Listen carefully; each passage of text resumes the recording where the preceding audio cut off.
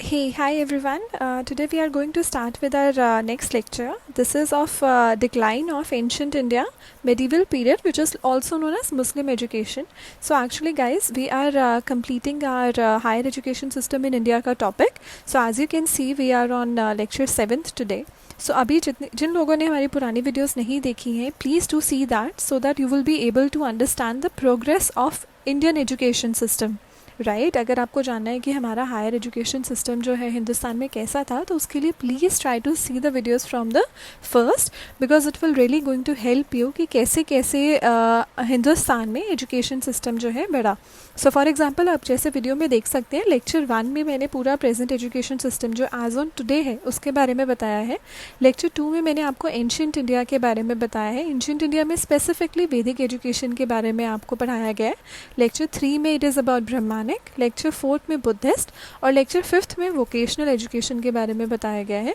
Then lecture 6 में मैंने आपको बहुत ही जो फेमस यूनिवर्सिटीज़ थी जो उस टाइम पर उनके बारे में बताया है, जैसे तक्षशिला, नालंदा, विक्रमशिला, वल्लभी. ये कुछ बहुत फेमस यूनिवर्सिटीज़ थी जो उस टाइम पर थी, उनके बारे में मैंने आपको लेक्चर 6 में बताया है.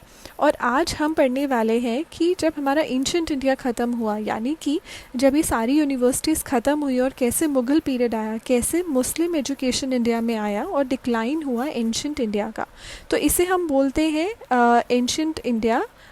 स्पेसिफिकली मेडिवल पीरियड भी इसे बोलते हैं, मुस्लिम एजुकेशन भी बोलते हैं. As you can see over here, हमने एंशियंट इंडिया का सारा कुछ इस समय कवर कर लिया है हमारी पुरानी प्रेजेंटेशंस में. Now we are on lecture 7th. So let's start it guys. So today I want to tell you something about the famous Mughal king. First of all, ये वो मुगल किंग है जो उस टाइम पे बहुत ही फेमस हुआ करते थे. मतलब कि अगर मैं बात करूँ मुगल पीरियड की, तो काफ़ी सारे लोग इन नामों को बहुत आसानी से जानते होंगे, जैसे बाबर हो गया, हुमायूं, अकबर, जहांगीर, शाहजहां, औरंगज़ेब, बहादुर शाह, फारुख अहमद शाह बहादुर. ये कुछ ऐसे नाम हैं जो मुग़ल पीरियड में बहुत ही फेमस हुए थे. अच्छा, एक चीज़ और, मैंने कोशिश की है कि इनको मैं सीक्वेंस में ही लिखूं, ताकि अगर आप इसे लर्न भी करें तो आप इसे सीक्वेंस में कर पाएँ. वैसे इसका नेट के पेपर से या सीटेट के या हमारे टीचिंग एप्टीट्यूड से कुछ लेना नहीं है, बट फिर भी for a general knowledge you should know कि सबसे पहले बाबर आए, फिर हुमायूं आए, फिर अकबर आए, फिर जहांगीर आए, फिर शाहजहां आए. मतलब ये कुछ फेमस नाम है that you should know. And I tried कि मैं आपको इनकी पिक्चर्स पे दिखा पाऊँ. तो ये है बाबर, देन उसके बाद आए हुमायूं, देन उसके बाद आए अकबर, फिर आए जहांगीर, देन आए शाहजहां, उसके बाद आए आपके औरंगज़ेब, फिर आए आपके बहादुर शाह, फिर आए आपके फारुख एंड फिर आए अहमद शाह बहादुर. सो एक्चुअली हुआ क्या था, जब हमारा वैदिक एजुकेशन ख़त्म हुआ, उसके बाद ब्राह्मणिक आया, फिर उसके बाद हमारा बुद्धिस्ट एजुकेशन आया. उसके बाद अगर आपको पता हो, मैंने आपको लास्ट स्टोरी में बताया था कि खिलजी ने तक्षशिला, नालंदा और बहुत बड़ी बड़ी यूनिवर्सिटीज़ में आग लगा दिया था, राइट. और उसका इंसिडेंट भी मैंने आपको बताया था कि उन्होंने ऐसा क्यों किया था. अगर आपको जानना है तो please see the last video, आपको it will really going to help. तो उसके बाद जब मुग़ल ईरा आ गया हिंदुस्तान में, तब उसके बाद डेफिनेटली उनका जो एजुकेशन सिस्टम था वो अलग था कंपेरेटिव टू जो पहले फॉलो हो रहा था, क्योंकि वैदिक ईरा में संस्कृत था, ब्राह्मणिक के टाइम अलग था, देन उसके बाद बुद्धिस्ट के टाइम पाली लैंग्वेज आ गई थी. अब बात थी मुग़ल ईरा की, तो डेफिनेटली संस्कृत और पाली लैंग्वेज में तो पढ़ाई हो नहीं सकती थी. तो इस वक्त यहाँ पे जो मोड ऑफ़ लैंग्वेज, जो मोड ऑफ़ टीचिंग है, वो बिल्कुल बदल चुका था. अब यहाँ पे अरेबिक भाषा का ज़्यादा उपयोग होता था comparative to what it was used earlier. जितने भी उनकी जो एजुकेशन थे, डॉक्यूमेंट्स थे, उनको उन्होंने कन्वर्ट कर लिया था. अगर मैं बात करूँ इनके अल्टीमेट एम की, तो वो इस्लामिक एजुकेशन था, और जिसका मतलब था टू गेट निजात, यानी कि मुक्ति. मुक्ति is a word which is related from Sanskrit, लेकिन अगर मैं बात करूँ निजात की, NIJAT, this is a Muslim word, this is a Arabic word actually. तो मतलब एम वही था, लेकिन उसके जो वर्ड्स थे वो बदल गए थे.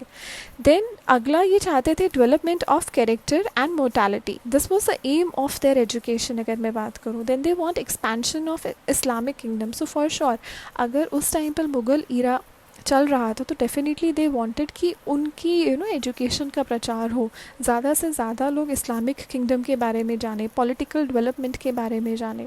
उस टाइम जो था प्राइमरी लेवल पर उर्दू में पढ़ाया जाता था. This is very important. अगर अभी भी आप देखें तो हिंदुस्तान की काफ़ी ऐसी जगहें हैं जहाँ पर उर्दू को अभी भी इस्तेमाल किया जाता है.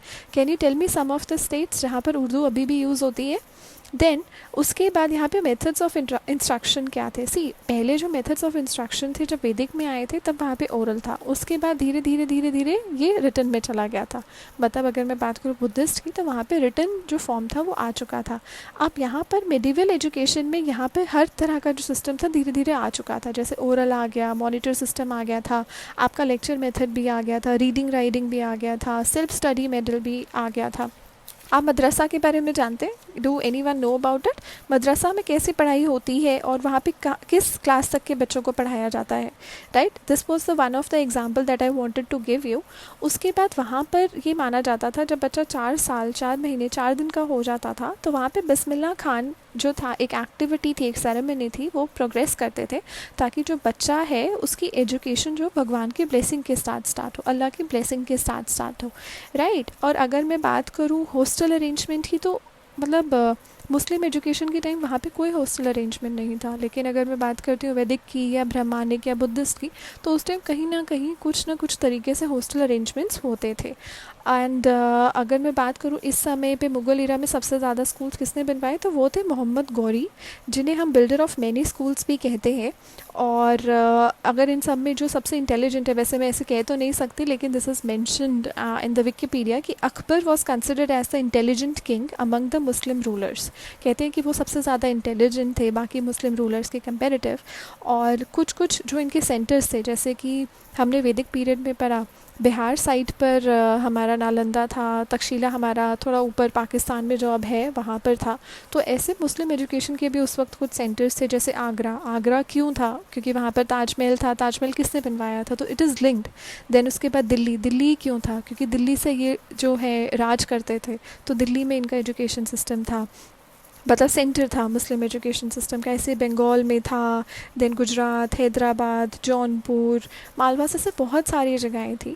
तो मतलब अगर मैं आपको बड़ा बड़ा बता पाऊँ तो मुस्लिम एजुकेशन में हुआ क्या था कि जितने भी हमारे बुद्धिस्ट एजुकेशन जो वैदिक पीरियड जो था वहाँ से जब बुद्धिस्ट एजुकेशन सिस्टम पे आए वो बिल्कुल ख़त्म हो चुका था और उसको हमने ट्रांसफॉर्म कर दिया था। जितने भी हमारे डॉक्यूमेंट्स थे उनको अलग लैंग्वेज में, मतलब मुस्लिम लैंग्वेज में हमने कन्वर्ट कर दिया था और हमने यहाँ पर मुग़ल ईरा पढ़ा था।